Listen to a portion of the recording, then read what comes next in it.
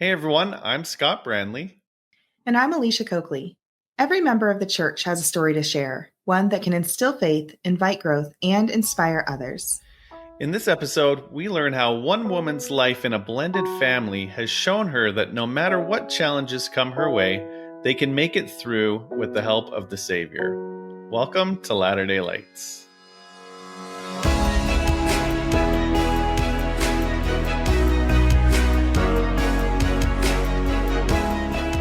Hey everyone, welcome back to another episode of Latter-day Lights. We're so glad you're here with us today, and we're really excited to introduce our special guest, Donna Morris. Donna, how are you today? I'm doing great. Thank you, Scott. Awesome. Yeah, Donna, I was so excited when you reached out to me because we've had guests who were from blended families, but we haven't had that conversation about blended families and being in the church and stuff. And so when you told me your story, I was just like, oh, I love this. Like, one of my favorite things about our show is that we really do try to connect to every member of the church, like wherever you're at, however you got there. Whatever your family looks like, whatever your life looks like, we really, really want to have a place and a story and someone to represent you. And so I just love that you were willing to come on here and to share your family story with us. Thanks, Alicia. How did you find out about our podcast? Do you know, I was just looking at different podcasts one day trying to figure out which one to listen to. And I saw yours in the list when I just Googled it. So I was excited. Well, that's cool. We're excited. So, well, tell us, Donna, a little bit about yourself. Where are you from? What's going on in your life? What kind of hobbies do you have? Oh, I'd love to. So my name's Donna Morris. I live in Salt Lake City. I'm the mother of 9 children. 6 of those I inherited with my husband when I married. And then we have 3 biological daughters together. And we love anything outdoors. We love being in the mountains, love to be on our bicycles, taking a walk. I love to read, and I love to talk. It's fun to talk with people and just get to know others' stories and experiences. Oh, that's awesome. I love that. You're among fellow readers. Scott and I are always, I think at one point we had mentioned how we have multiple books going at the same time. Like Scott will have like 4 or 5 of them on his nightstand. Is that right, Scott? I feel like I remember the conversation. And then me, it's got several going. Yeah. And then I have a lot on Audible that are always going. And I reread a bunch of old books that I loved that I haven't read in a long time. So we love readers. We love it if you don't read. Cool if you do. On the outdoors side, are you like a true camper or are you a glamper? We're true campers. We're in the tent, man. They're organic. We're organic. Yeah. Yes. Down to earth. Oh, that's funny. Yeah, not me. Yeah, surprise, me neither. I've done it. We've done it for, obviously there's girls camp and boys camp and, but I don't know. I feel like at a certain age, I'm just like, yeah, we can go have fun in the outdoor woods and then we can go to a hotel. There's something to that. You can take so much. Right? Yes. Well, when you have 9 kids, though, Alicia, that could get expensive going to a hotel. That's when I would probably have to leave the kids organically in a tent and then go get a hotel. Seriously. Oh, yeah. See you in the morning if the bears didn't get you. No. Oh, man.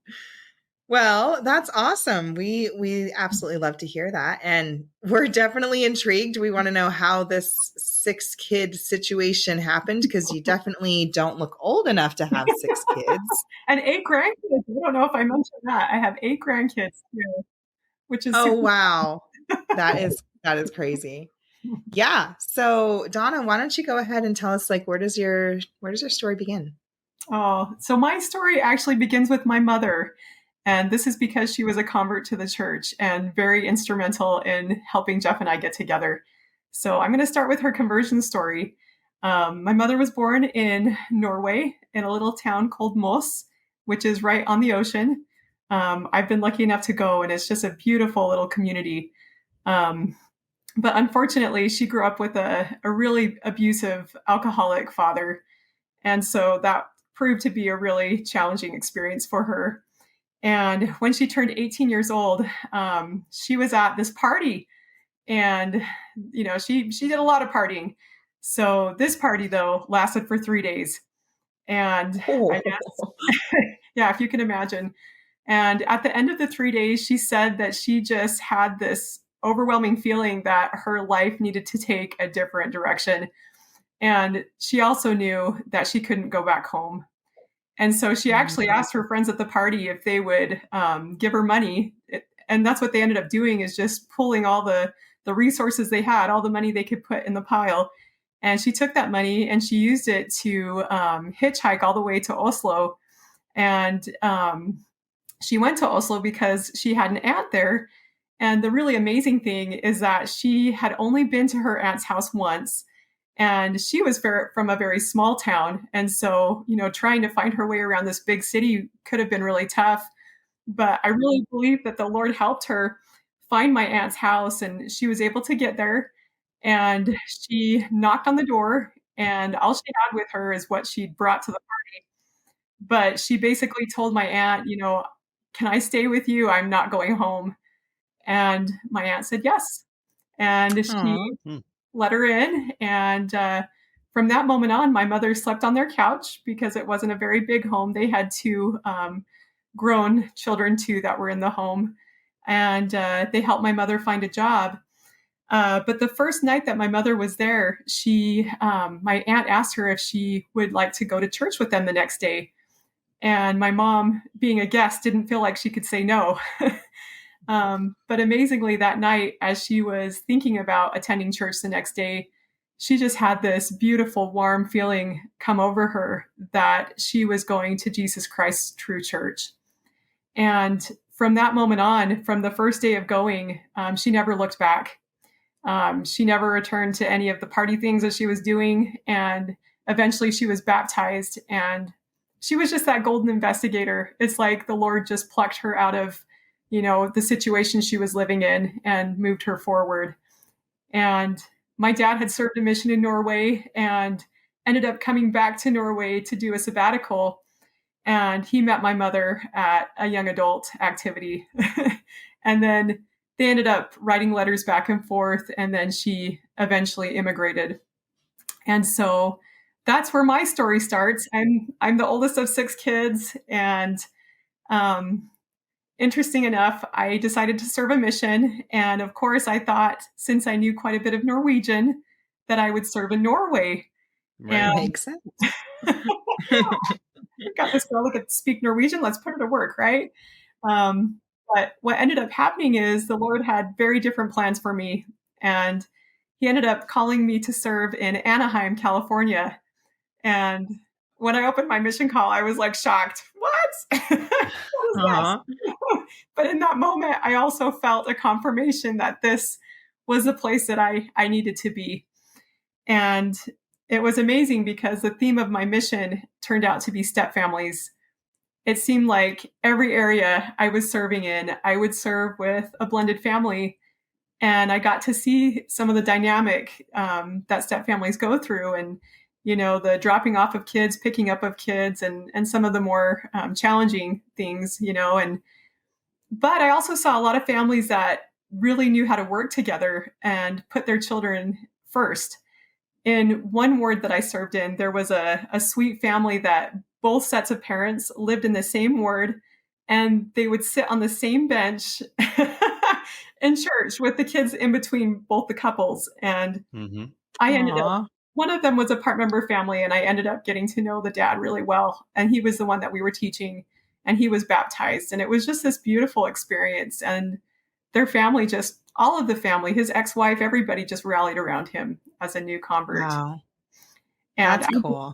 Yeah, it was an honor to be a part of their family situation and to be a part of his conversion story. And so when I came home from my mission, that was all my mother could talk about, was this guy at work. My mother worked at the family history library. She was a Nordic consultant, and my future husband was also a Nordic consultant. And it was funny because I had been home maybe, 2 days, and she's like, you or your sister have to date this guy at work. He's amazing. He's really funny. He's handsome. He's intelligent. Oh, and by the way, he's going through a divorce and has 6 kids. Oh my gosh. I was like, well, Mom, why would he ever? And so he wasn't even divorced yet. No, he wasn't even divorced. She's trying to hook you up. I'm just like, why would this older man want to, meet this and date this newly returned missionary? Yeah. I just thought she was crazy. So how much older? He is 11 years older. Yeah. Wow. Your mom. Go Mom. But my parents, she really liked him. She really liked him. Yeah. And my parents are actually almost 10 years apart too. So. Oh, okay. So she was like, it's chump change. Only a decade. That's right. It's like, it's okay. Wow. Don't worry about that. But it was funny because 3 days after my mission, a group of my old friends, my high school friends, wanted to go down to Lake Powell. And so we went cliff jumping. And I had never been cliff jumping before. And so one of my friends measured the cliff we were jumping off. It was 75 feet. And unfortunately, this is the worst decision I ever made. I would never do it again. But none of the other girls were brave enough to do it. And I felt like I had to, hold the team together. So that female power. So I went up with the guys and I jumped, but I didn't keep my legs straight. And so I jumped into this water at an angle and I couldn't feel my legs for like a half an hour. And I was so scared that I was paralyzed. It was one of the scariest moments of my life. But anyhow, everything was good. I got the feeling back in my legs, but my legs were completely covered in these awful cherry bomb bruises. And I met Jeff 2 days after that. And so he got to see my legs. Oh my gosh. But I finally went down to the family history library. My mom introduced us. There were no sparks, nothing. And it was just this nice little meeting, hello, it's nice to meet you.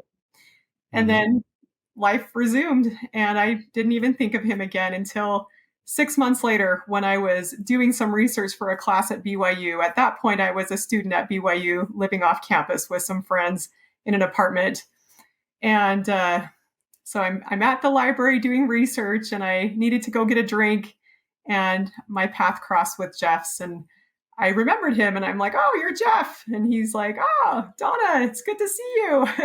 And we just started talking. And anyhow, I didn't think about it again, but Jeff said he couldn't get me out of his mind. And he just kept thinking, I need to call Donna. And so he got his courage up and asked my mother for my phone number. And then he called me. Wow. So was your mom playing both sides? Was she also talking to him about you? Yeah. Okay. I have a sister that's 18 months younger than me. And she was like, Jeff, I have 2 daughters that you could date. Oh, boy. Oh, my gosh. Backup plan, huh? Wow. So he went for the older. Oh, there you go. Yeah. But he was so sweet. He wanted to have me report favorably to my mother. And so he invited me to have dinner at the Roof. And that's a fancy restaurant, especially for very fancy. Yeah. So I was nervous. And I remember one of my roommates said to me, she's like, Donna, what are you thinking? You're dating a guy with 6 kids and he's so much older. And she's like, you're going to ruin your life. And I just said to her, I'm like, I'm not going to marry the guy. It's just a date, right? So it was one of those ironies. But that date was such a beautiful experience. We had so much fun and it was like coming home. The other guys I had dated, it seemed like over time things got worse and just weren't clicking. But with Jeff, it was the opposite. It was like the more I got to know him, the more I just really enjoyed being with him and it just got better. And that was a really special date. It was, a little bit uncomfortable because we were sitting right over the Salt Lake Temple. We had this gorgeous view right by the window.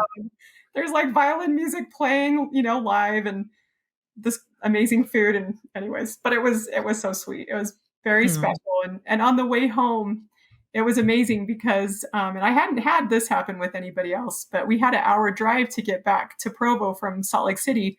And so I found myself bearing my testimony to him and expressing how much the Savior had helped me through my life and what a blessing the gospel's been.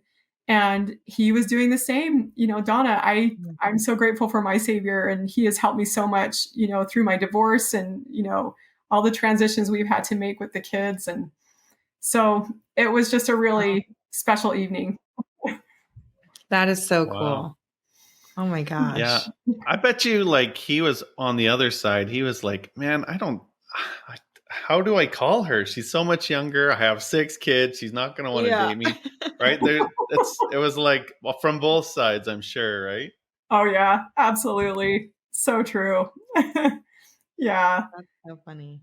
And I remember, Scott, you only got 4 kids.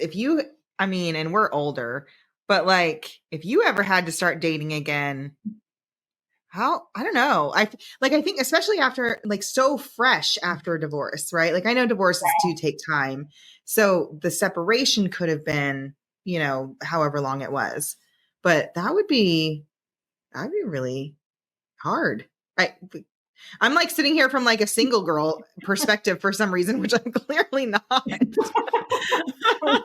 you remember what it felt like to be single. You remember. Yes, exactly. Yeah. I couldn't even imagine. Oh, yikes. Your husband was very brave. I don't know if I could date someone 10 years younger than me, just on a maturity level, that would have been really, really hard, especially when you have kids. It's a whole different realm of, experience that comes with that. So, wow. Yeah, you're coming into a tornado.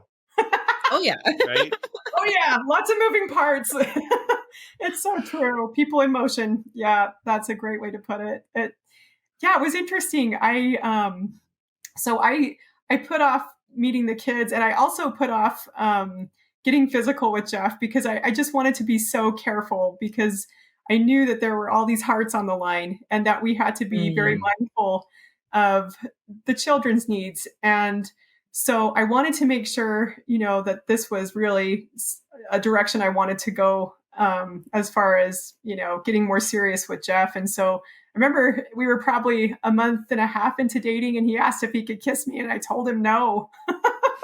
Wow. What a sweetheart that he asked. And secondly, that I said no. But the reason was I told him, it gets a lot more complicated when we open that door. And I just want to make sure that this is, right for both of us, and which it turned out to be. And so then I had to get my courage up and say, hey, Jeff, I think that'd be nice. So it was good. That's so funny. Wow. So how long did you guys date for before you met the kids and really had a glimpse of just what this could look like? And how was that meeting them for the first time? Oh, that's a really good question. So I think it was probably about 3 or 4 months before I met them. And we decided to keep it just really casual for the first encounter. It's just so that there wouldn't be any pressure on anybody. It would just be more just relaxed and quick and nice. And that's what we did. So Jeff just brought them by. So he parked at my apartment, came up to get me. And I remember walking down the stairs of my apartment and just thinking, what is this going to be like? Will they like me? And so I rounded the corner and there was the van. And the van was literally going back and forth. There was so much movement in the van. It was, And I was like, whoa, this is a party. And it was. He threw open the door and all the kids were just so excited and everybody was moving. One of our daughters had really long hair and she was whipping her hair around. And I was like, hey, here's the gang. And then we took a turn. I said something to each child, just asked them what their name was and to tell me a little bit about themselves. And we just went from kid to kid. Whitney was our oldest daughter was in the front, and then the two next kids in line, and the three youngest were in the back, still in their car seats.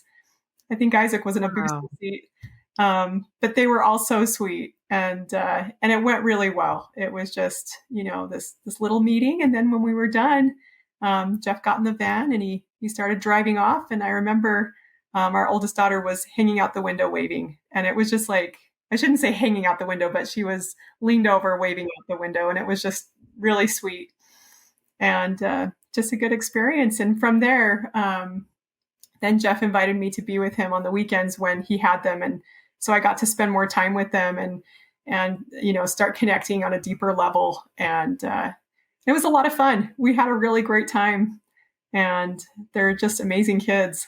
So when I started dating Jeff, they were all under the age of 10. And now our oldest is 30. Yeah, 20 years. Wow. We've been married 20 years. And so it's just like, it's amazing how time goes and how much has happened. Oh my gosh. So what did those conversations look like? Like when you guys started getting really serious and you were like, okay, this could be a forever all in type of thing. How did you guys have those conversations, especially because you do have, an ex-wife that you're going to have to coordinate kids and schedules and meetings and all of the things with, and all the things. Yeah. No, that's an excellent question. I should tell you, when I met her, I was nervous about meeting the ex-wife, and as we got closer to getting engaged and then, preparing for a marriage, there was a lot to think about with how to balance things. But while we were dating, the kids were still in Utah. She ended up moving to Pennsylvania right before we married. And so I feel like we were really blessed that we had that time for me to get to know the kids before they moved. And so I remember the first time meeting his ex-wife, we drove to the house that they had shared and that they had lived in for a while. So that was kind of weird too. And I just remember we got to the house and all the kids were like so excited we were there, and they ran inside to get her. And then there she was on the porch, and I got to see who she was. And it was nice for me to see that she wasn't like a Greek goddess, and that she wasn't also like, a wolf woman. She was just a regular lady, which was good. And we just exchanged niceties, just talked a little bit. But it was a good meeting. And it was good. And then from there, because she had the physical custody, they shared joint legal custody, but she had physical custody of the kids. They had decided to keep them all together. And then she ended up moving to Pennsylvania right before we got married. And so, to be honest, we should have had more conversations about how that would look for the families. And we didn't. We just didn't really know what we were doing. You know what I mean? Right. Like, neither of us had been in this experience before. He had never been a long distant parent. So what ended up happening is his ex-wife was very kind and drove cross country to get the kids to our wedding, which was such a blessing for them to be a part of our special day. And so we were really lucky. I should say this too. Before we got married, if you've already been sealed previously in the temple, you have to get clearance from the first presidency to be remarried in the temple. And so, and 20 years ago, my experience with the state, so I had to have like a meeting with the stake president. And during that meeting, he asked me, he's like, so you understand you might be a second wife in the eternities, because Jeff and his ex-wife had never had a temple cancellation of the sealing. And so it was just this awkward interview. But that's something I also talk about in my book, is just as I was interviewing people and families, there's a lot of pain surrounding, like, who's sealed to who, what happens after you're divorced, you don't have a temple cancellation, like of sealing. Anyhow, there's just a lot of questions around that. And so I think today the leaders of the church are doing a much better job at quieting people's fears and helping them understand that the Lord has their best interests at heart, and that anything that seems messy or confusing, it will be taken care of, and we don't have to worry about that. So, but as a young person, I was 23 at the time when I married Jeff and had that interview. It was stressful. was like, could that be? I don't know if I want that. I really don't want that, so anyhow, it's interesting. Right. Since that life has gone on, and she ended up getting a temple cancellation of her sealing to Jeff and remarried someone else in the temple. But there's many, many members that don't have that happen. And so we just have to be mindful of people's situations. But anyhow, Jeff and I were lucky enough to get the temple clearance. And so we were blessed to have a letter come in the mail that said that we'd be, just fine to be married in the temple. And Jeff's father at that time was a sealer in the Salt Lake City temple. And so he was the one that sealed us. Cool. And that was so special. And it was wonderful. Like when we came out of the temple, my family was there with the kids, and they were just taking care of them and, playing with them and amusing them until we got out. Right. We got married in November. So it was a cold day. And I remember my future sister-in-law, she wasn't my sister-in-law at that time, but she was a close family friend. She had bought hot cocoa for all the kids, and it was just a really special day. But I wanted to bring out that all step families are born from grief, whether it's the death of a nuclear family or the death of a parent or a spouse. Step families are created from loss. That's how they're formed. It's or not formed, but that's how they come into existence. Right? There's something that happened that was traumatic, and then that parent or that spouse has to move forward. And so anyhow, I remember on our wedding day, one of our older daughters was crying. And I really think that, it was the death of her dream for her parents to get back together. And, even though we got along and she was happy for her dad, she's a child. And I think every kid, of course, wishes that their parents could stay together. And so, when you first enter a blended family or a step family, there can be a lot of complicated emotions for the different people in the family, especially the children, who might still be holding on to, the dream of a nuclear family. So I learned that early on, that there was a lot of pain that we would have to work through. Wow. So, and that's one thing I talk about in my book. I should mention that too. I wrote a book called A Practical Guide for Latter-day Saint Step Families. And in my book, I talk about some of the things that you should really look at before you step into a blended family. And we really didn't understand our rights either, like how often we were supposed to see the kids and who was supposed to pay for visitations and things like that. And these days, things are a lot more squared away. I think the process has become a lot more refined, but 20 years ago, it was, more complicated. They didn't even have a lawyer representing them. They just did the paperwork with a judge. And so, oh, wow. And that proved problematic. That created problems, after we were married. So, and 20 years ago, I mean, they've almost, from what I've heard, it's almost always been in favor of the mom. Like everyone just kind of instantly assumed that the mom was always the best option for the kids to be with predominantly. Right. And nowadays I think they're getting a little closer. I think there's still some things that need to be worked out there, so it's a little more fair, but I can see how that would be. Yeah. Like you don't even know what to ask or what to do, because it's not like you've been in the situation before. So you kind of have to wait for something to come up to be like, wait a minute, that doesn't feel right. Exactly. Yeah. And on top of that, Jeff was grieving, having the kids taken out of the state and away from him, where he wouldn't have as much time with them. And so that was a component too. When you're going through really stressful things, you don't always think as clearly. And so I think that weighed into the situation as well. So how often did you see the kids? Yeah. So we were seeing, okay. So in the beginning, we just saw the kids 3 times during the year. And we were lucky enough to have them for usually around 2 months in the summer, but then just 2 other holidays. So, and then we just supplemented with phone calls. At that time, Zoom didn't exist, and so we were doing phone calls, and those phone calls lasted, 2 or 3 hours with 6 kids. There were long phone calls, and Wow. So that's what we were doing in the beginning. And then later, like, so my husband and I have been married 20 years. So it's been a revolving door at our house. Eventually other kids came full time. And so we'd have the kids that lived with us full time that were visiting, throughout the holidays. And then we added our children to the mix. So it was, it's been a lot of different dynamics playing in our home. So yeah.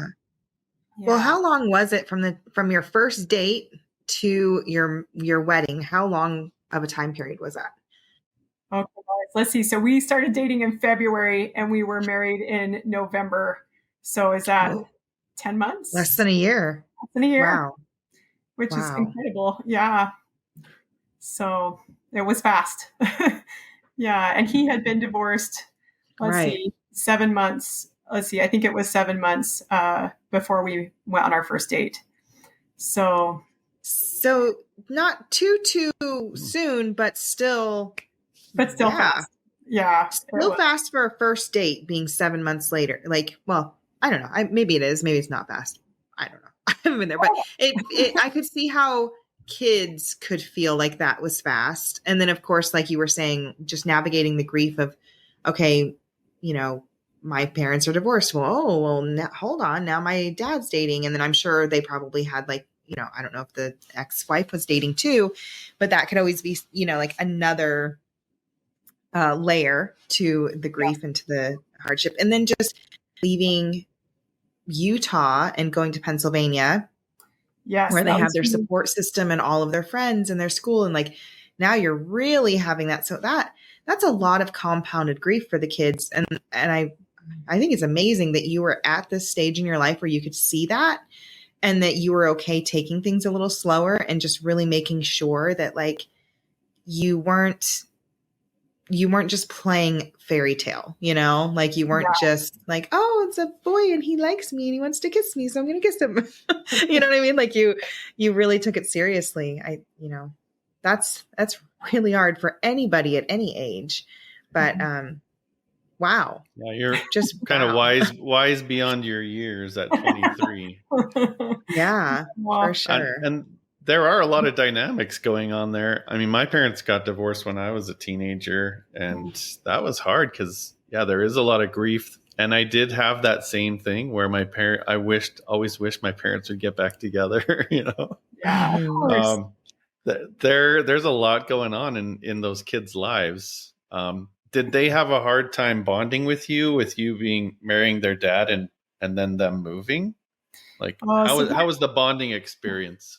That's such an interesting question. So what had happened is Jeff's marriage had been on the rocks for a while, and she had found someone else that she wanted to be with. And so they had already had enough, after the two were separated, she introduced this other man into their lives pretty early on. And so they already had that dynamic playing where they had this other man living with them. And so, it was complicated. It was really complicated. Right. But for me, I think because their mother had been so interested in her new relationship, they were excited for any attention that they could get.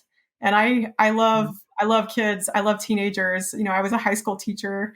So I really enjoyed just doing fun things with them. And so in the beginning, the bonding came, I would say, pretty easily in a way. But with that being said, I only had, how many months was it before they left? You know what I'm saying? So like, and they were so young. They were all under the age of 10. And so in the beginning of the marriage, I felt like things were easier that way as far as connecting with them. Later on, as we talk in the interview, I'll talk about some other things that happened in our family.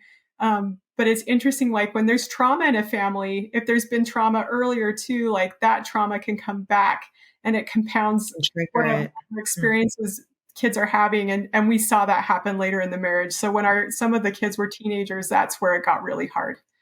And, sometimes the step parent can become a target because they're an outsider on the family. They're like an intimate outsider, but they're still not a biological parent. And so sometimes they are the ones that the kids, direct their anger towards or Right.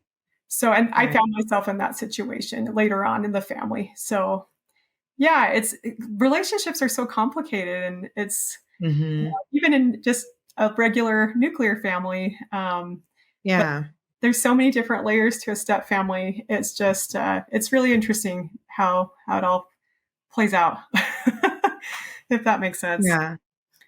But, well, so will you take us there? Like kind of, I mean, I know you mentioned at some point in your marriage, you had your own biological children too with your husband, which I'm sure was like a whole nother that was like a layer whole of something of excitement and anger. And I don't know, I'm sure that there could be a lot of compounded emotions there too. So there's so much. And I should share this too. Like before we had our first biological daughter, so my husband had a vasectomy before he was divorced. And so we weren't able to have children for 11 years. And so on top of, me trying to navigate a new role as a wife and a mother, and, all the transitions that come with taking care of a family, in the summers and eventually when other kids moved in full time. On top of all that, Jeff and I were also navigating infertility. And so for those, we started infertility treatments. It was like a year after we married. And what you don't always realize about step families sometimes is that, there's other big issues dependent on what happened, before the original couple divorced. And so for us, we were trying to save money on top of paying child support for 6 kids. We were trying to save money for fertility treatments, and so that was stressful as well, to have these financial obligations and, try to really stretch money as far as it would go. And so anyhow, that was part of it too for 11 years. And during those years, we also had just a lot of experiences with the other family. We found that we weren't always, how should I say this in a diplomatic way? It was difficult to see the choices that they were making in the home. They weren't choices that we would make, and the values differed from our values. And so another layer into it, not only are the kids navigating 2 households, but there's different values and different ways of doing things. So it just gets complicated. It does. It does. And then 3 years into the marriage, our kids, so what ended up happening is they ended up moving like 11 times, I think, within 20 years. They were moving every couple years. And so that also made it really complicated because the kids were having to start over with new schools, new friends, new places that they're living. And early on, so they moved from Pennsylvania to New Jersey and then to Colorado. And they were there by like our 3rd year of marriage in Colorado. So that's when, for holidays and, and for the summer visit, we were meeting them halfway. We would both drive like 4 hours to meet in Rawlins, Wyoming. And then we would have the handoff of the kids. And a really big thing that happened during this time was that the other couple had decided that they would be driving during the night, just to save time, I guess. And it worked with his schedule with work. But unfortunately, it was a visit in October, and they hit black ice. And so they had this like horrific car accident, and the van ended up rolling off the road 3 times. And then it landed on its tires, like it landed upright. During that accident, one of our daughters was ejected from the car, and she was hanging out of the window by her seatbelt. And when she had gone through the window, it had ripped open her back. Her back shark had just like taken this gigantic bite. She ended up having over 60 stitches just to stitch up her poor back. Her leg was broken in 2 places. She ended up losing eyesight in one of her eyes. And she was just purple, blue, black everywhere. And she had broken ribs. I mean, it was just awful. And then our other daughter, her head ended up getting pinned under the top of the van between the seat and the ceiling.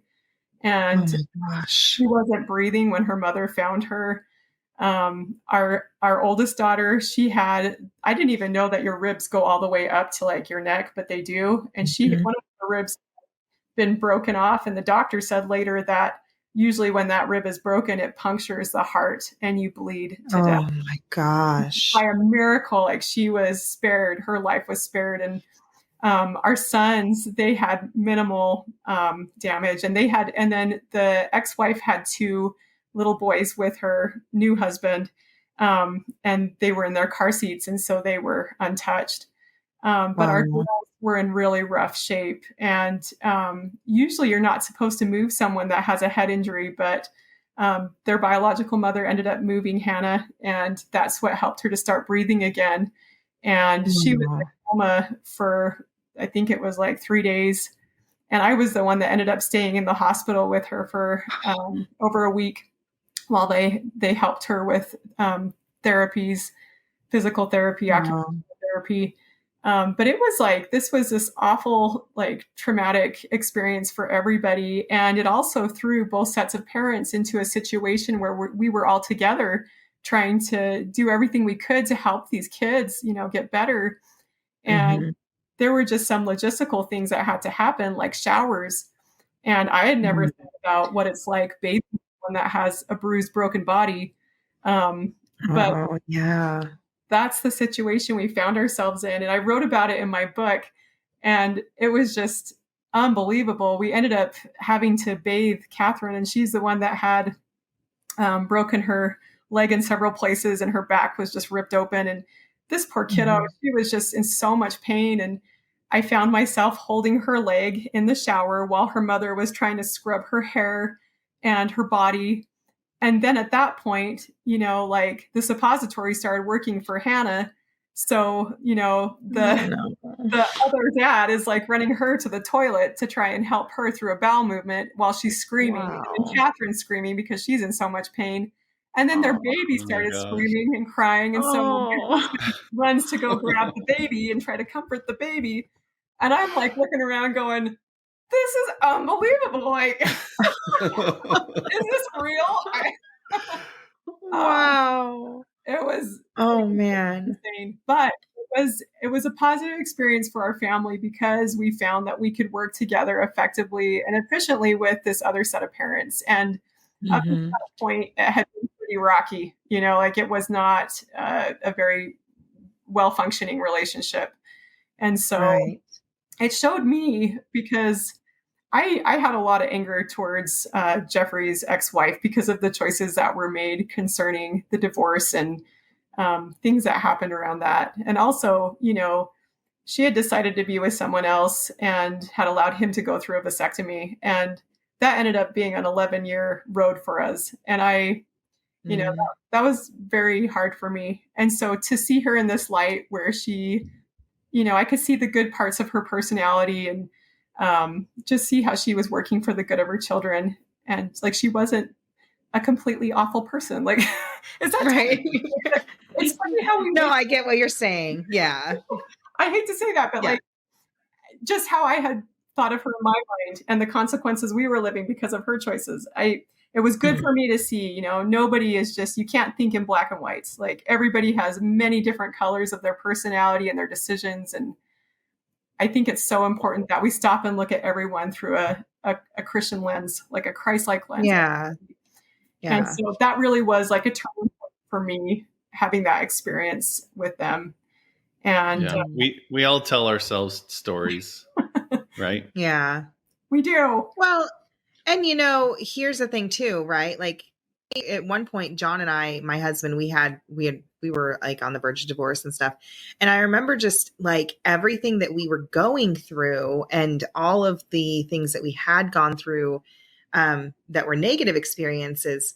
That was the only thing that I could see, like he was about to be my ex-husband for a reason. The reason wasn't because I loved him and, he made me happy and he was sweet and whatever else. It was crazy to me to think how I could go from loving someone and just being like passionately in love with them to all of a sudden, like, I can't stand being in the same room with you and I don't even want to see you again type of thing. And so I think, coming in as a new wife, right? Like you really only get the hurt perspective, like your husband's not going to be toting over all of the good things that happened and how amazing his ex was and, all the reasons why he married her in the first place. Exactly. Right. Like he's going to, well, and it's human nature to want to explain why we make our decisions. Right. And so we want to feel justified. We want to feel like we have a good reason for especially divorcing, as members of the church, because we do hold such a high regard on families being like eternal. So I can see how you didn't really get a chance to see any of the good things that made her who she was. And so it was really easy just to only have negative things to kind of pull from.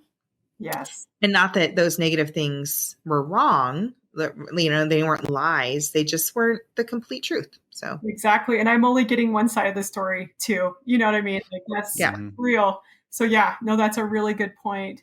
Yeah. So, yeah. So, well, and like you said too, not, now all of a sudden this other person's decisions in the past affected your future. Right. So now it's like, not that they even knew you or they owed anything to you or, you know what I mean? Like, and of course they made the decisions based on their best knowledge at the time. But it's a real thing, especially because like, yes, you got to be a mother, but you also wanted to experience what it would be like for you to be a biological mother as well as a stepmom. So I can see how that'd be very, very rough. It was rough. And having these kids that bring so much joy and fun and laughter and sounds and noise, like all of that, a big rambunctious family. And then when they leave to go home, it's like just so silent, and that was painful. And then on top of it, we couldn't have our own kids for a long time. And so it was tricky. And I remember I got really bitter. I was angry and I was working on a master's degree at the time. And on the side, I had a job where I was cleaning houses. And I remember scrubbing floors for hours and just complaining in my brain, I'm so upset about this. And, why did they do this? And blah, blah, blah. And that's really an awful way to live, like just to let that poison, take over. And I recognized that I needed to change my thought process and to forgive them. And that was an interesting journey too, because it seemed like no matter what I did, I was praying for her. I was praying for them as a couple and for their success. And that helped a little bit, but I still was, angry. And so I remember I finally got to a point where I was like, Jeffrey, I need to go talk to the bishop and just ask him if he has any direction for me to be able to let go of this pain and these feelings towards your ex-wife. And I went and talked to the bishop, and that sweet man, he recommended an article by Brother Wilcox. And he didn't know that Brad Wilcox had performed a miracle in my life when I was a teenager. And just hearing his name, I just knew in that moment that the Lord knew me and that he had a plan and I was going to be okay. And I let go just in that moment. Like, it was amazing. A lot of toxic anger, and it didn't all go. Not even reading the talk, just hearing Brad Wilcox's name. Just the name. Wow. Because that's powerful. It was a miracle. It was an absolute miracle in my life. And from that moment, things were so much better. I could start to heal and let go of the yucky stuff. So the Lord is so good. Yeah. Wow. So, and it's so funny. I love what you said that, Heavenly Father just knew you. Like, he knew exactly what you needed. You didn't need the whole talk necessarily. You just needed to know, who it was that was giving that talk and what that recommendation was. It's interesting. Exactly. We had a guest on not too long ago, and he talked about this. It was like a 30-year anger that he had towards someone who he considered a bully, and and how he like ended up just out of the blue forgiving this guy, and then finding out later on that a lot of the stuff that he was holding against him never even happened. It wasn't even a thing, like he had been mad at this guy for 30 years over things that weren't even true and didn't even happen. But he talked about how quick it was, like how the change happened, like instantly, it was so hard and it took so long and it built up and built up and built up. But then the actual change was just boom. It was just nope.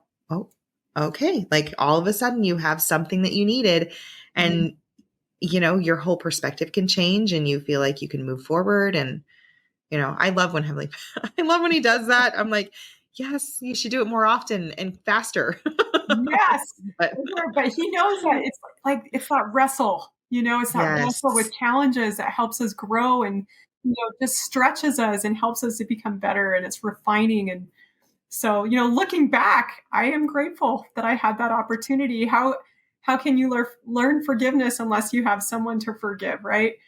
And that's what it is. True. We need to have practice and we need to be in those experiences so we can grow. So I'm so grateful. So grateful. I remember I had an experience similar to that where I had some bad feelings towards somebody and I couldn't get over it, and I went and talked to the that's a whole nother podcast. But no, I went to the bishop, and because I couldn't get rid of it. It was just like carrying, like always with me. And I went into that office and I walked out and it was completely gone. And I just felt the spirit, and it's never come back. So I think there is some, God knows us, and he puts people in our lives to help us, and bishops can help. There's some inspiration there. There is. There's a special mantle that comes with that calling. Absolutely. Mm-hmm. Yeah. What a blessing. Yeah. So let's fast forward to your first baby. How did that happen? Like what is that like? You are so sweet. Is it okay if I share one more thing before we go to my Yes. Sure. Is that okay? This is your story. I'm excited to talk about my babies though. They're sweethearts. But it was interesting because that car accident was like a pivotal turning point for me as far as just like seeing the other parents in a new set of, like a new light, with more charity and in a healthier way. And then what ended up happening is we started having our more older kids. They came for like their junior high and high school experiences.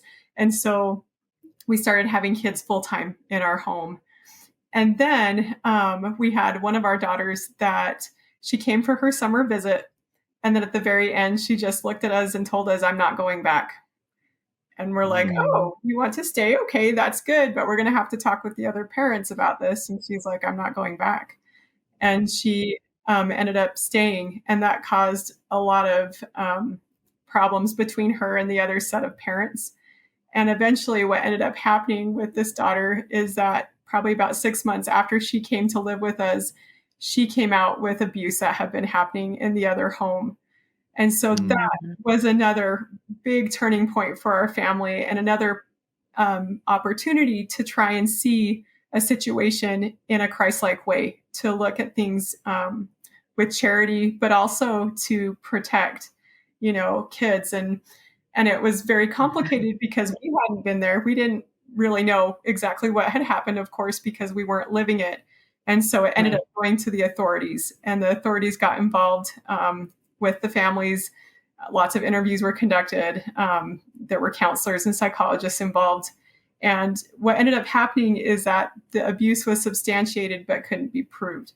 And so that caused a really deep fissure between the relationships of some of our children, because some believed what she was saying and others did not. Right. And some of the other kids, they were too little to really understand what was going on. And so that was like a bomb. And the repercussions were like tidal waves.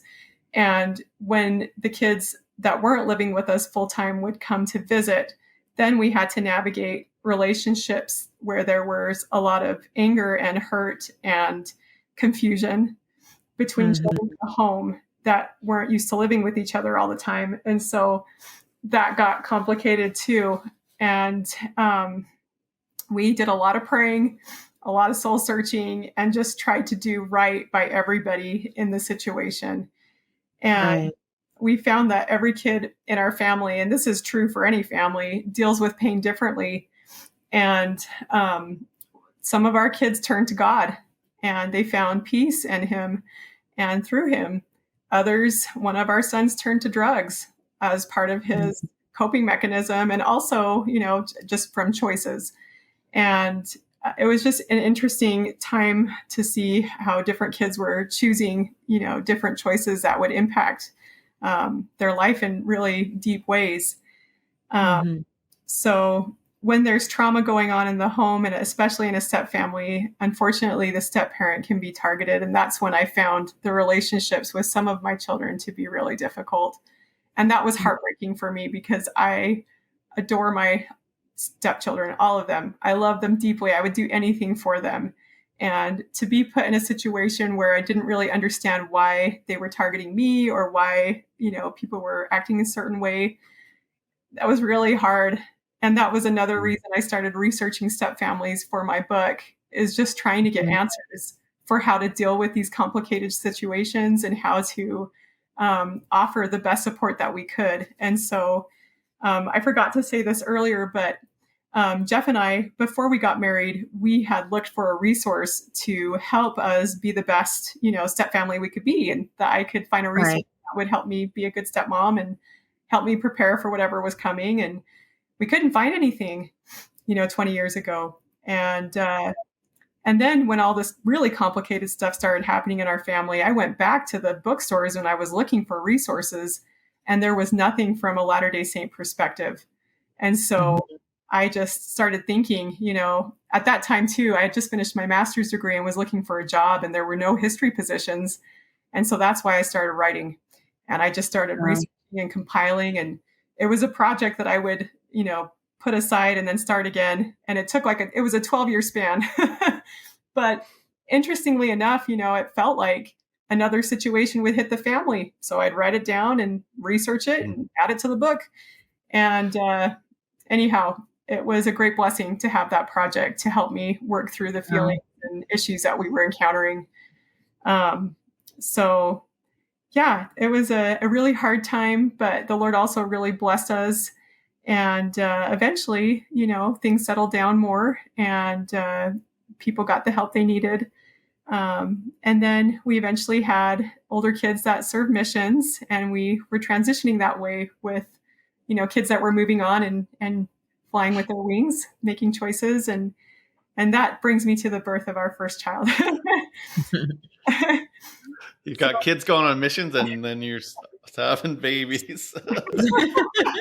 Exactly. Isn't that crazy? So it was like two families because of the age gap between them. Right. So, the daughter that was living with us full time, we had Anya. And I should also say this. My stepkids are amazing. They were so kind. All those years that we were trying to get pregnant, they were rooting for us. I mean, they really wanted us to have children. And even our youngest son, even as young as 4, he was asking me, and they called me Mom, when are you going to born a baby? I remember saying that. It was so sweet. He was so sweet. But when they had watched me, because so Jeff is amazing, and he actually had 3 vasectomy reversals.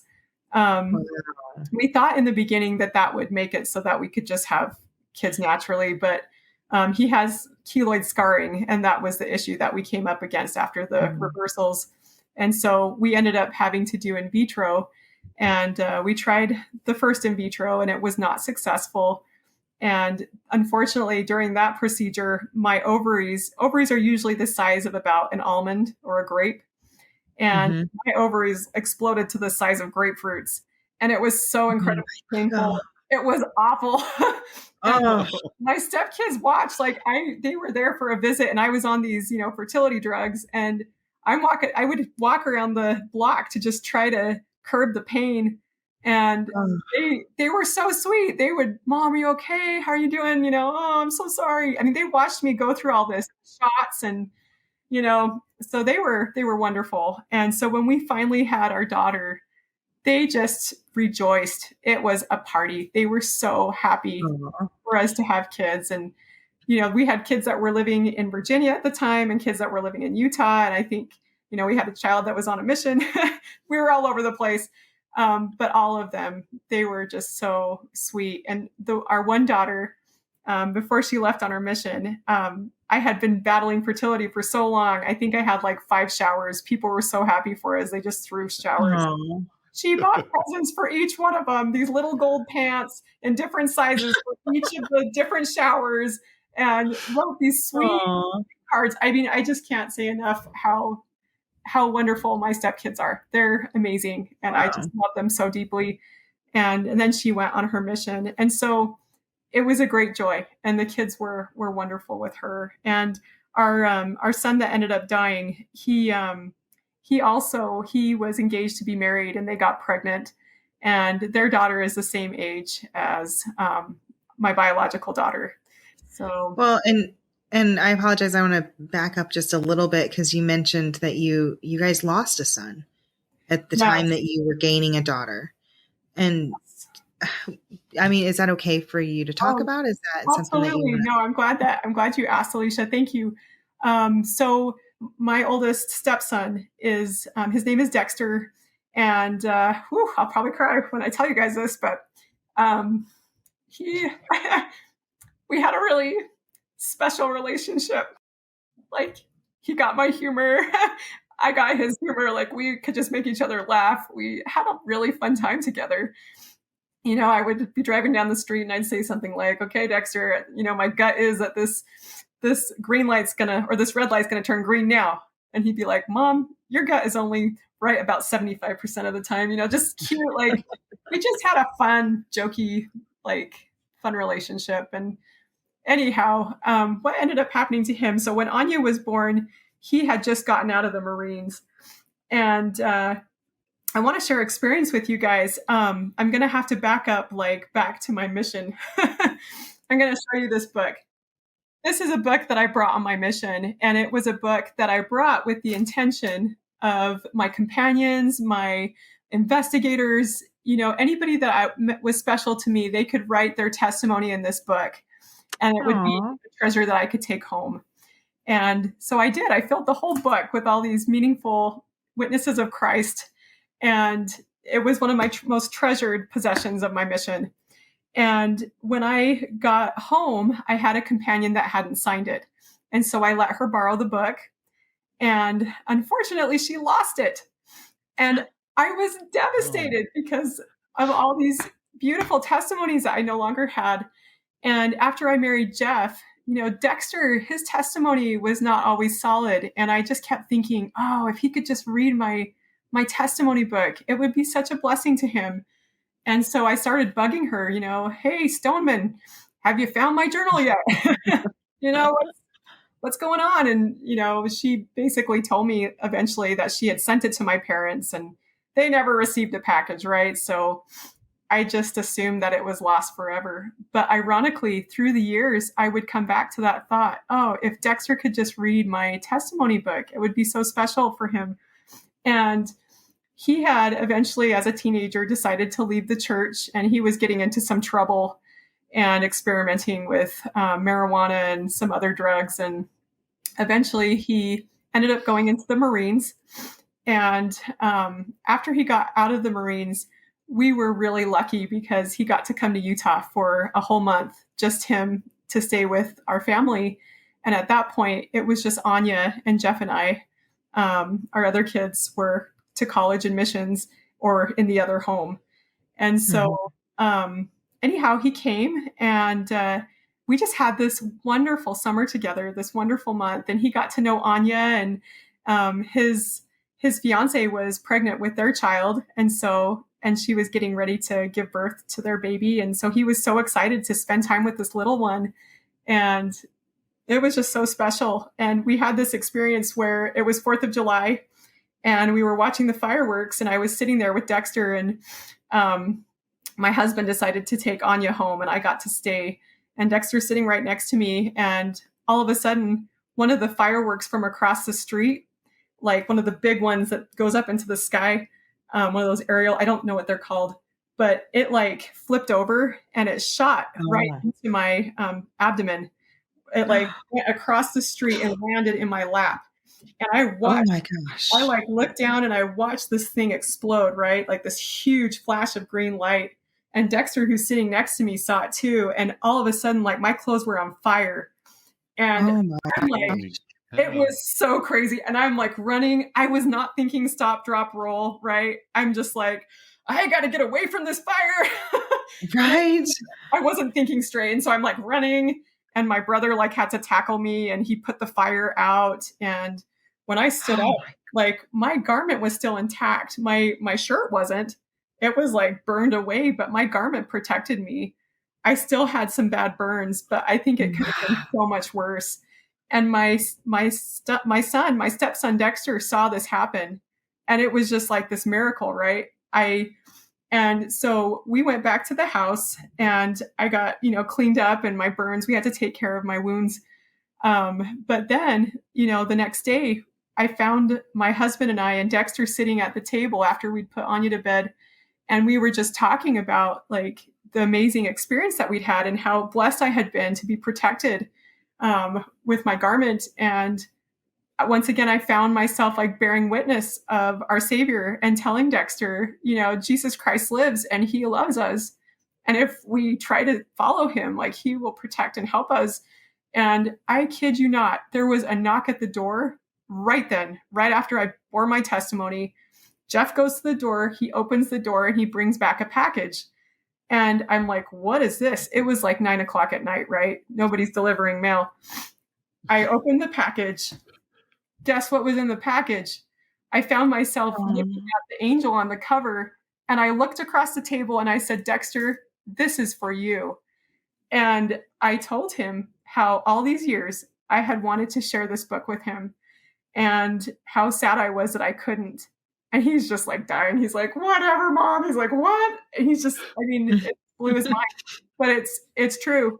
And that night he stayed up the whole night. He said he read all the testimonies, and it was the first time he had prayed in 5 years. He got down on his knees and he thanked the Lord for this miracle. And it was just such a blessing to have that happen for him. He had struggled so much, with his testimony and his faith in Christ.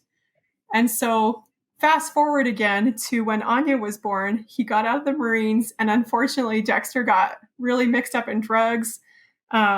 He also dealt with mental illness, and, mental illness and drugs is not a good combination. And unfortunately that just really took him for a really awful ride. And so he ended up having to be medicated, hospitalized. And then my daughter she was going to be getting married, and he flew out from Virginia to be at the wedding. And, him and I are sitting next to each other, and he's just been through so many awful things by this point because of the drug abuse and mental illness.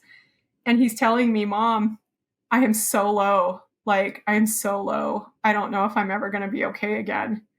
And I was I don't know. I just wasn't thinking, and I didn't have the tools I needed. So what do? I give him a pep talk. I'm like, Dexter, you're going to get through this. You know what? If you can just put one step in front of the other, like one foot in front of the other, it's going to work out. And I had no idea how low he was, because then about 3 months later, we got a phone call from my other son that Dexter had shot himself and he had died. And so it was just like this awful, like, reality that we found ourselves living. And it was really, really hard for the entire family, even though we knew he had all these problems. I just never, ever thought it would lead to suicide. So amazingly, we had a lot of miracles that happened around his death. And one of the miracles was that there were 5 journal entries that were found. He had actually burned most of his belongings just for a fresh start. And so most of his journals and letters and things had been destroyed before he died. But there were 5 journal entries that were found. And one of them said, today Mom's journal came. God has not forgotten me. And it was just like, the Lord knew. He knew even before anything happened that we would need that comfort, that we would be reminded that the Lord has a plan for all of his children. And when really awful, catastrophic things happen, that he's still in the Lord's hands and it's going to be okay. And, at that point, we ended up getting a blessing that night from a really dear friend. And ironically, that friend had never shared this with anybody outside his family, but he was dealing with the same type of mental illness that Dexter was. And he shared that with us that night.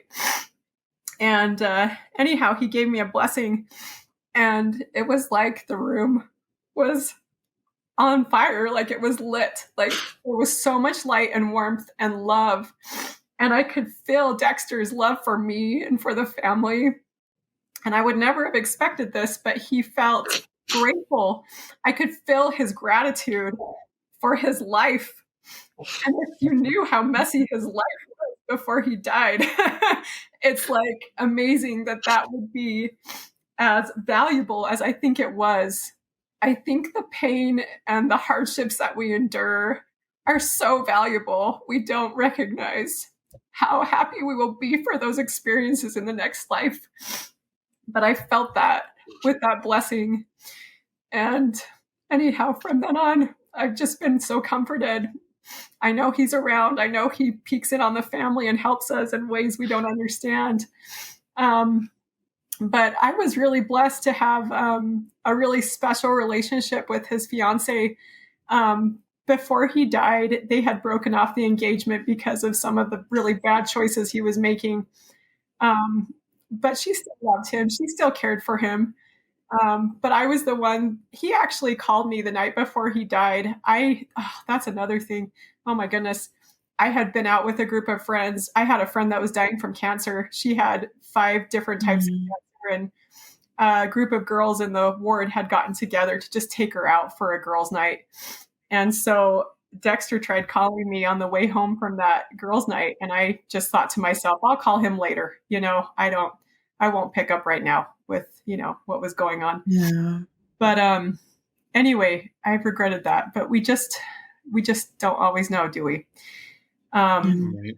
But I was the one that called the mother of his child and told her what had happened to him.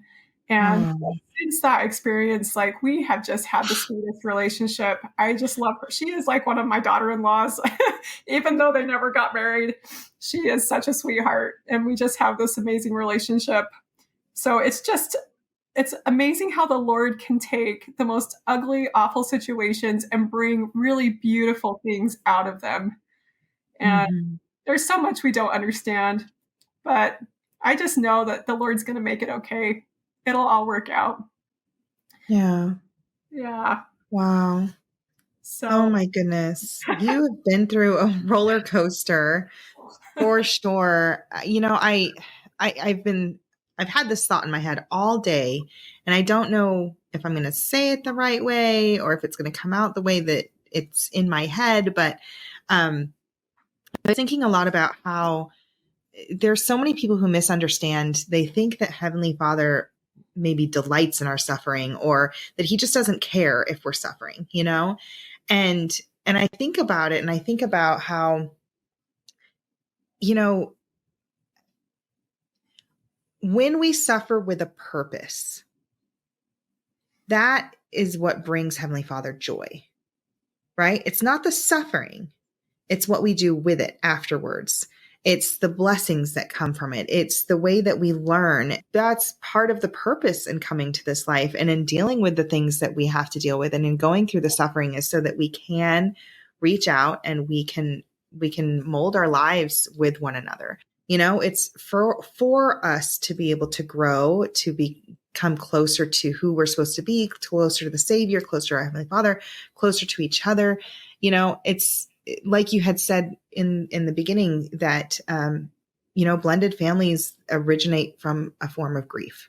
Some kind of suffering has to happen in order for a blended family to take place, and I don't know. I still feel like there's like something else in my head there that I'm not quite getting to yet, but hopefully the Spirit will fill the gap and kind of get it across to listeners and to everyone. But I love that you didn't shy away from the challenge, like you knew going into this marriage with 6 little kids, and not even knowing all of the details of it, but just knowing that details were going to come, that things were going to be hard. It wasn't going to be all sunshine and rainbows, and that you trusted the Lord enough to take that suffering and to turn it into something beautiful, that you knew that there was a bigger picture, even if you didn't know what that bigger picture really was at the time. I think that that is such a testament to how strong your testimony is of Jesus Christ and of the atonement, especially.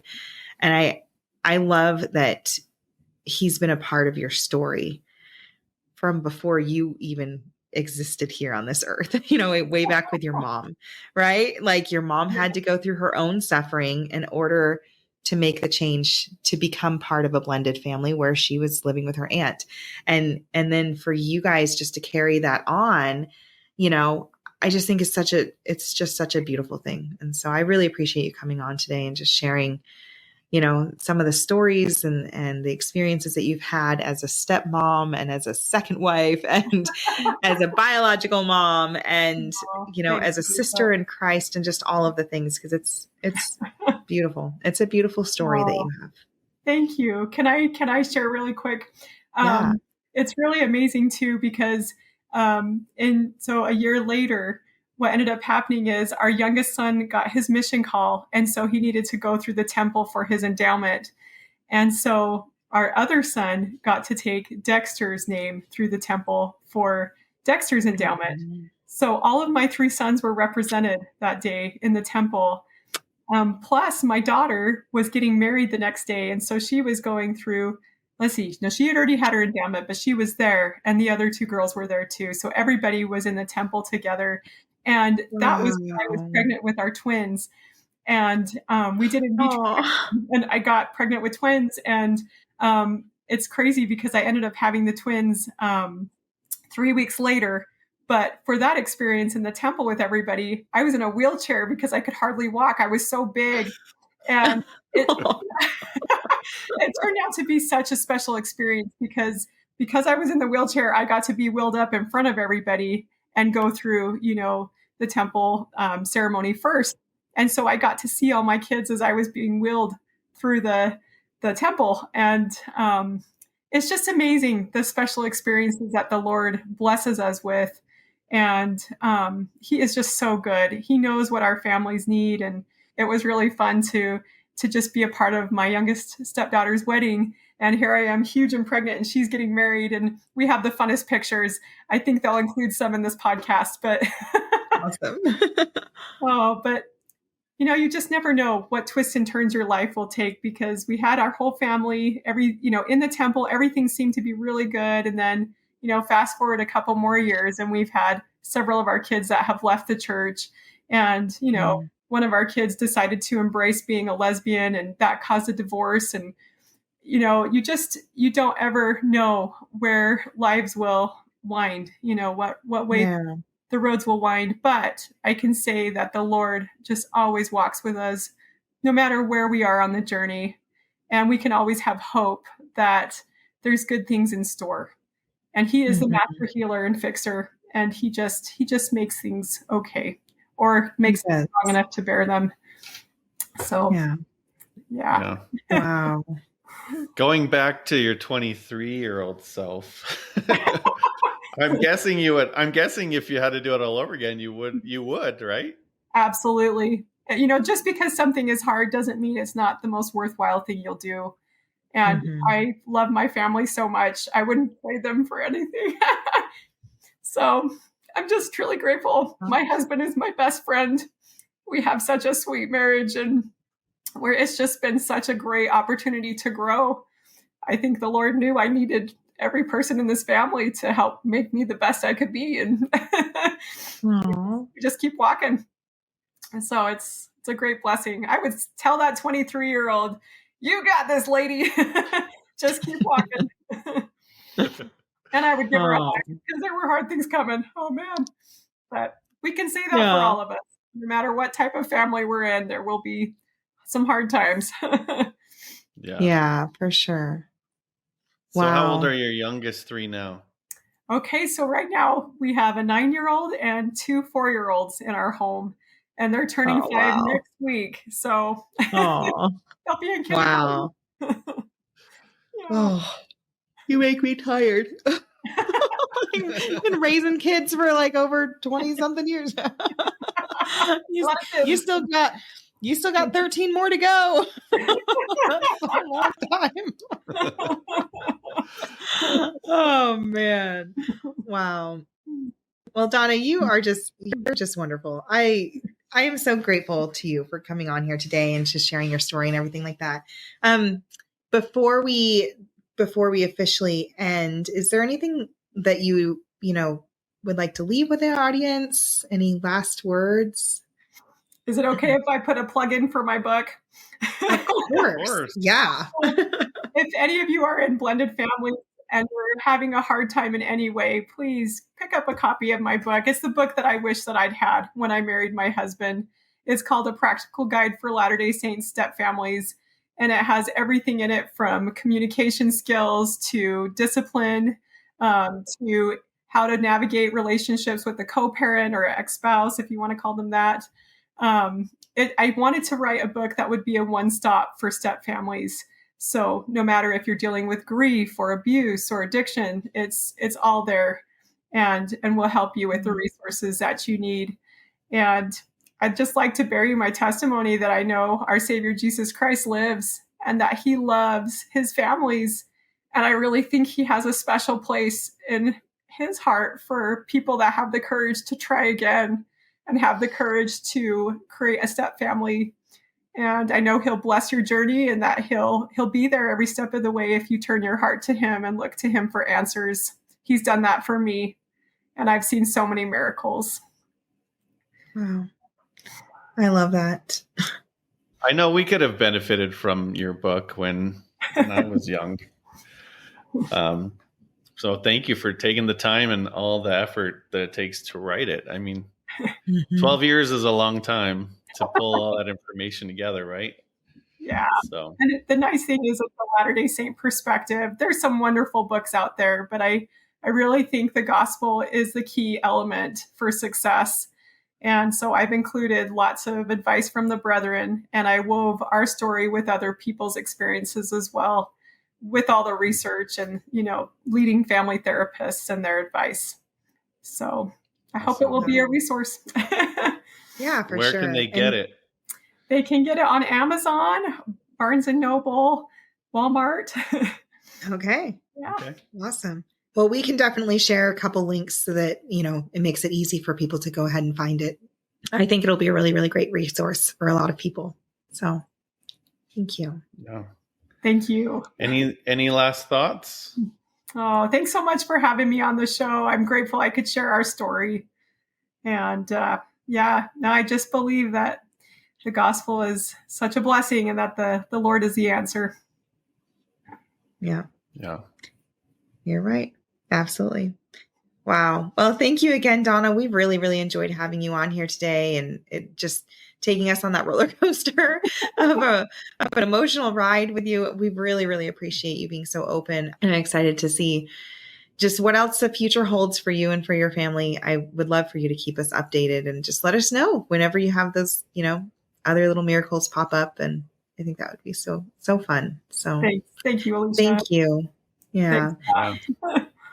Yeah. Well, and thank you everyone for tuning in today and, listening to Donna's story.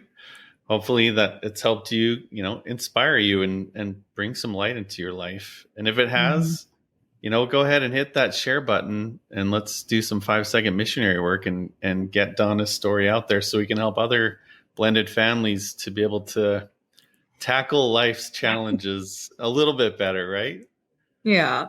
Yeah, exactly. All right, guys. Well, and remember, if you are like Donna and you guys have a story to share, which I know you do, we all do.